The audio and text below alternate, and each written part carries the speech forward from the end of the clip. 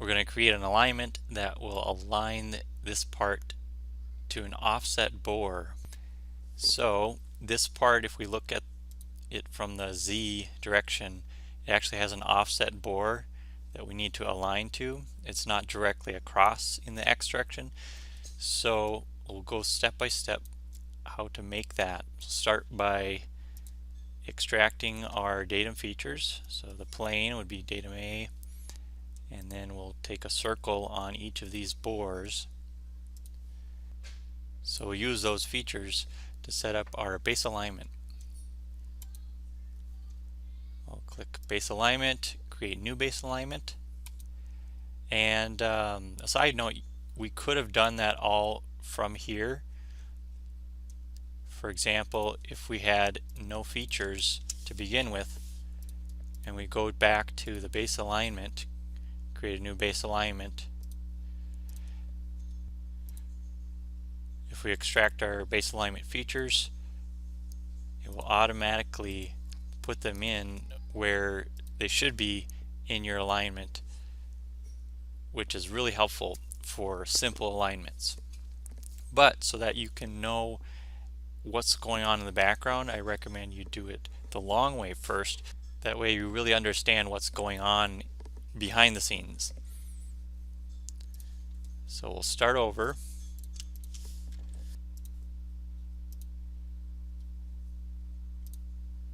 Plane, circle, circle.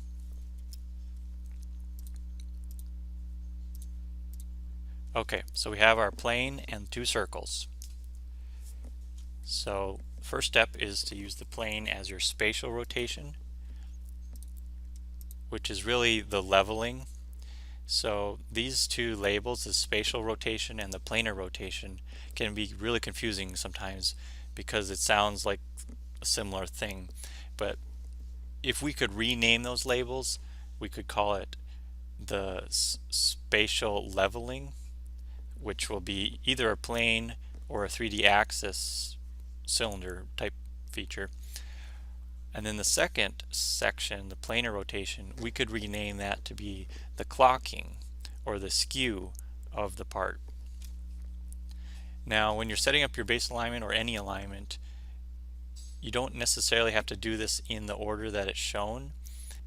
It often helps to set it up one feature at a time. So plane 1 is going to be the spatial or the leveling, and it will also be the Z origin.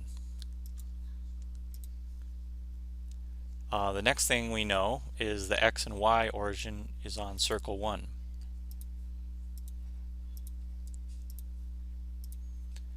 And then lastly, the planar rotation or the clocking is on circle 2,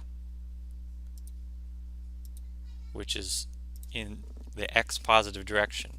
So from our XY origin, it points toward the circle 2 clocking.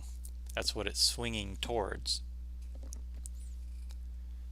When you select your planar rotation and you click the button and click a feature, it will pop up with this flyout menu that you can't get rid of when you click out anywhere else. And so what you have to do is select an option. Which direction is this feature rotating towards? And if you don't know at the time, just click one of them and it will put it in this drop down menu, and you can always change it later if you need to. And you'll see next to your base alignment there'll be a preview of what your alignment will look like after you click OK. So in this case we want to go in the X positive direction.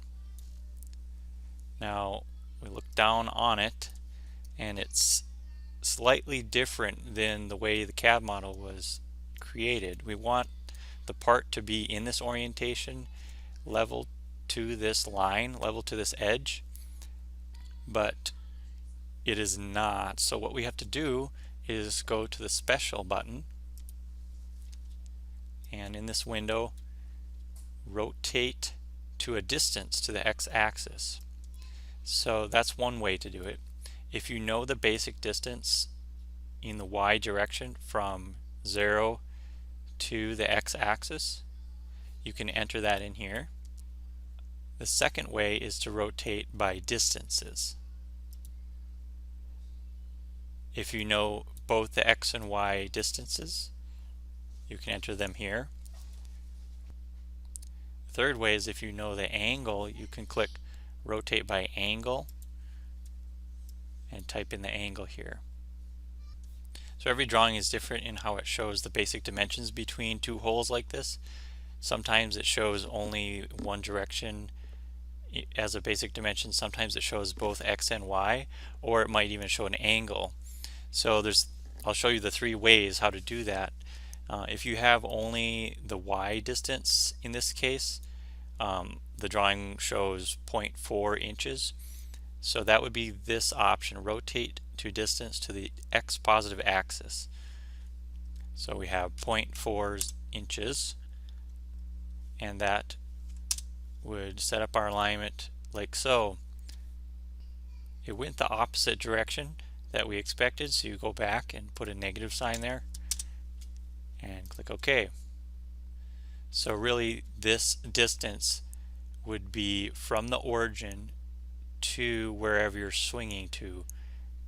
Is that positive or negative? The second way to do an offset like this is rotate by distances. So on our drawing it shows 5.384 in the X direction and 0.4 in the Y direction, and it automatically calculates an angle for you. Now in this case the Y direction is not negative because we're rotating counterclockwise, and the angle calculated here is positive. A third way to do this is rotate by an angle. If you know that angle already between the nominal horizontal x-axis and the hole you're rotating to, you can put that in here. So those are the three ways you can do that offset, and they're all slightly different. Basically, the rotate by distances is a good option in most cases, especially if you have the X and Y basic distances to the hole you're trying to offset to. That way it shares the deviation between X and Y. If you only do rotate distance to X-axis on one of the basic dimensions, then that one basic dimension will be perfect, and then the other one will be taking all the deviation, because oftentimes this second hole has a true position call out back to the first hole. So I hope that makes sense. Let me know if you have any questions, and have a great day.